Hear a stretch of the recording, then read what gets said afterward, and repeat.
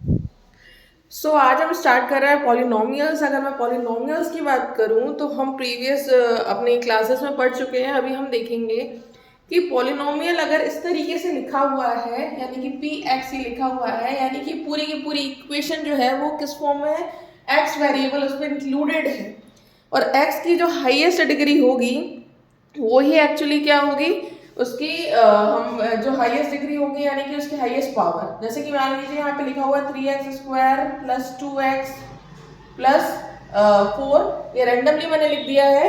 तो इसकी highest degree जो है वो ये है, यानी कि 2, यानी कि ये 2 टू द पावर रेज्ड है। इसमें भी 2 है हाईएस्ट पावर। अगर यही 3x प्लस 4 लिखा होता ओनली तो इसकी हाईएस्ट पावर जो है वो 1 है, इसलिए इसकी डिग्री जो हो गई वो कितनी हो गई, 1 हो गई है। तो डिग्री के बेसिस पे हम बताते हैं कि ये कौन सी इक्वेशन है। ठीक है, अगर डिग्री 1 है यानी हाईएस्ट पावर 1 है तो हम बोलेंगे कि ये एक लीनियर इक्वेशन है। ठीक है, वहीं पर अगर डिग्री 2 यानी पावर 2 है तो हम बोलेंगे ये एक क्वाड्रेटिक इक्वेशन है। ठीक है, तो इस वीडियो में यानी कि 10th क्लास में जो हम डील करने वाले हैं वो एक्चुअली में क्वाड्रेटिक इक्वेशन के साथ ही करने वाले हैं। तो जब हम देखते हैं एक्सरसाइज 2.1, तो एक्सरसाइज 2.1 हम नहीं देख रहे हैं क्योंकि उसमें सिर्फ और सिर्फ इतना देखना है कि एक्स इस ग्राफ में एक्स एक्सिस पर जहां पर भी टच होगा ग्राफ वो उसके जीरोज होंगे, इतना सा है उसमें। इसमें हमें कुछ नहीं करना है। Now we are directly starting with exercise 2.2। So in exercise 2.2 हम पहला क्वेश्चन देखते हैं कि हमें इसके जीरोस फाइंड आउट करने हैं एंड रिलेशन देखना है। ठीक है ना, जीरोस में कोएफिशिएंट्स के। तो यहाँ पर हमने देखा पहला है x² माइनस 2x माइनस 8। ठीक है, अब x² माइनस 2x माइनस 8 को मैं ब्रेकआउट करूंगी। देखिए, इसको मैंने इन शॉर्ट आपको जल्दी से बता देती हूँ कि ये जो है 8 है लास्ट वाला, इस लास्ट वाले को हम फर्स्ट वाले से मल्टीप्लाई करते हैं तो इसका कोएफिशिएंट कितना है, 1। तो 1 इंटू 8 ये आ गया हमारा 8। ठीक है, अब हम देखेंगे कि भाई 8 के फैक्टर क्या क्या है। फैक्टर मतलब किनको मल्टीप्लाई करके आ रहा है, आप इस भाषा में समझ लीजिए। तो 2 और 4 को मल्टीप्लाई करके आ रहा है और 8 इंटू 1 भी 8 होता है। तो हम अब ये जो फैक्टर्स रहते हैं ना, इनका बेस्ट कॉम्बिनेशन देखते हैं कि क्या इनमें से कोई ऐसा है जिसको प्लस माइनस करने पर हमें मिडिल टर्म मिल जा रहा है। ऐसा है तो बस स्प्लिटिंग इजी होगी।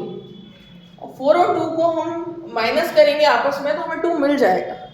लेकिन द ट्विस्ट इज, कई लोग ये गलती कर देते हैं कि वो लिख देते हैं भाई 4x माइनस 2x, और यहीं पर उनसे पूरी गड़बड़ हो जाती है। वाई? क्योंकि आप ध्यान से देखेंगे तो ये है minus 2x। What it is minus 2x, right. तो माइनस का है, इस कारण से आपको यहाँ पे बड़े के आगे क्या लेना है, माइनस। ठीक है, तो it is minus 4x and it is plus 2x and minus 8। Now it is better, अब कोई गलती नहीं होगी। ठीक है, सॉरी फॉर नॉइस, आवाज़ थोड़ी सी होती है क्योंकि ये एक्चुअली चलती हुई रोड है। सो x² minus 4x plus 2x minus 8।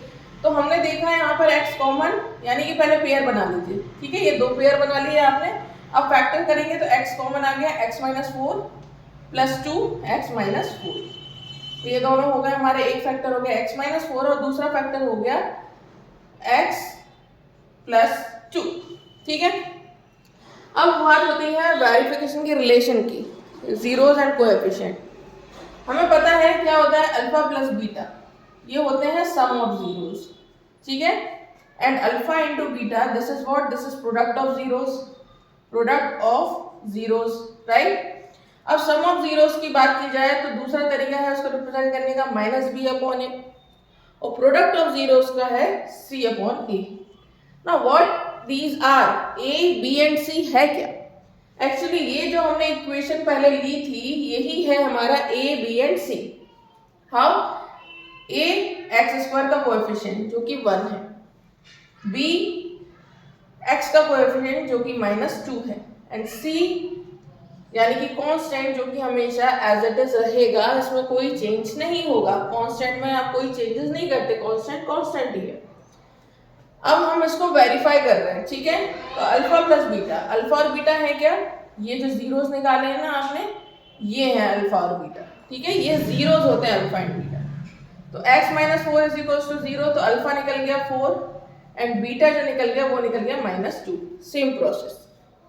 ठीक है, तो अब हमने देखा कि भाई अल्फा प्लस बीटा की जगह मैं जैसा है एज इट इज रख देती हूँ, कोई प्रॉब्लम नहीं है। तो मैंने यहाँ पर अल्फा प्लस बीटा करा तो 4 माइनस 2 हो गया माइनस बी अपॉन ए, यानी बी की वैल्यू देखिए कितनी है -2, तो -2 लिख दिया और माइनस एक ऑलरेडी था तो ये आगे लगा दिया, ठीक है, अपॉन ए कितना है 1। 4 माइनस 2 कितना हो गया, it is 2 and minus B upon A करा तो ये भी हो गया 2। Verified. Same alpha into beta के साथ करूंगी तो ये क्या है अल्फा 4, बीटा कितना है, बीटा है हमारा -2, तो -2 से मल्टीप्लाई हो गया, सी अपॉन ए है, कितना होता है ये सी अपॉन ए। सी की वैल्यू कितनी है कांस्टेंट की -8, ठीक है, तो -8 और अगेन ए की वैल्यू कितनी 1, तो ये -8 इज इक्वल्स टू -8। तो सम ऑफ जीरोस भी वेरीफाई हो गया एंड प्रोडक्ट ऑफ जीरोस भी क्या हो गया, वेरीफाई हो गया, राइट। थोड़ा सा अभी आपको इस तरीके से दिख रहा है, एक आध की और प्रैक्टिस करेंगे तो आपको डेफिनेटली आ जाएगा, कोई प्रॉब्लम नहीं है। इसमें मेरा बताने का आपका मोटिव ये था कि हम गलती क्या कर देते हैं, प्लस माइनस में यहाँ से गलती कर देते हैं। सम ऑफ जीरोस में कुछ भी नहीं है, ये जो रूट्स निकलते हैं ये अल्फा बीटा होते हैं और ए बी सी इक्वेशन के जो कोएफिशिएंट होते हैं वो होते हैं, ठीक है। आपको एज इट इज उठाकर वैल्यू पुट करनी है बस। Okay, now this is done, ठीक है।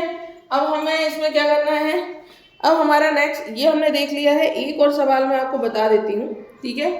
टी स्क्वायर -15 हो सकता है भाई आप लोगों को यहाँ पे प्रॉब्लम। तो टी स्क्वायर -15 में हमने देखा तो हमारा 15 जब इस तरफ गया तो ये हो गया प्लस का 15 और ये स्क्वायर है अभी इसके ऊपर, जब ये स्क्वायर दूसरी तरफ जाएगा तो ये हो जाएगा प्लस -15, ठीक है, प्लस का 15 √15 एंड माइनस का √15, ठीक है। तो ये तो आ गई यहाँ पर टी की वैल्यू। तो मतलब क्या है, अल्फा क्या है, बीटा क्या है भाई इसमें, और इस इक्वेशन में ए बी सी कैसे देखेंगे, दिस इज द केस। तो जब हम इस इक्वेशन की बात करें तो आप देखिए हाईएस्ट डिग्री कितनी है, 2 है, तो हाईएस्ट डिग्री 2 है, इसका कोएफिशिएंट कितना है 1 है, तो a इज इक्वल्स टू तो हो गया 1। t यहाँ पर नहीं है, t क्या है यहाँ पर नहीं है, जो कि b होना चाहिए था वो है हो गया 0। कांस्टेंट यहाँ पर है विच इज -15, तो c की वैल्यू होगी -15।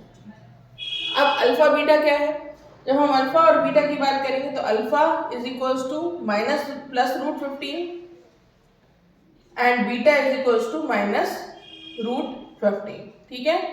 अब ऐसे बारी बारी आपको sum of zeros and product of zeros में वैल्यू पुट करनी है एंड हेंस वेरीफाइड हो जाएगा, ठीक है। बस हमें ये देखना है कि एबीसी क्या है एंड अल्फा बीटा क्या है। तो टी आ गया, ये आ गया, तो कंफ्यूज नहीं होना। हाईएस्ट डिग्री देखिए ए है आपका, देन क्या हो जाएगा बी हो जाएगा, बी, क्योंकि बी की जगह पर टी नहीं है, टी जो कि बी को रिप्रेजेंट कर रहा है। टी एक्चुअली क्या, टी से कुछ मतलब नहीं है, टी से आप डिग्री देखिए, डिग्री कितनी है 1, ठीक है, यानी वो बी को रिप्रेजेंट कर रहा है। ये क्वाड्रेटिक इक्वेशन है, इसमें 3 आपके टर्म्स है, A B and C, okay. तो वो 0 हो गया उसकी value and c which is constant is equals to -15, ठीक है। तो इस तरीके से हमारे ये सवाल जो है वो आसानी से हो जाएंगे without any problem. Now after that हम नेक्स्ट क्वेश्चन जो देखेंगे वो है, हमें क्वाड्रेटिक इक्वेशन बनानी है, क्वाड्रेटिक पॉलिनोमियल जो है हमें यहाँ पर फॉर्म करना है।